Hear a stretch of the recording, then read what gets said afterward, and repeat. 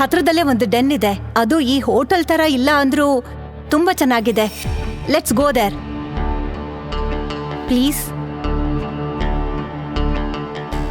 Let's go.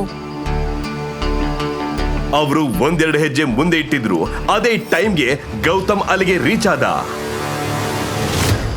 Sorry, late ಆಯ್ತು. ಸಾರಿ, ತುಂಬಾ ಅಪ್ಪಿತ್ತು. ಸಾರಿ.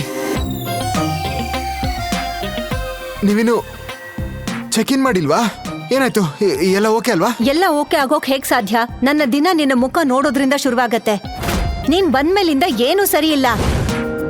ನಾನು ನಿನ್ನ ಬದಲಾಗಿ ಈ ಮ್ಯಾನೇಜರ್ನ ಮದ್ವೆ ಆಗಿದ್ದಿದ್ರೆ ಏನಾದ್ರೂ ಒಂದು ಸೊಲ್ಯೂಷನ್ ಸಿಕ್ತಿತ್ತು.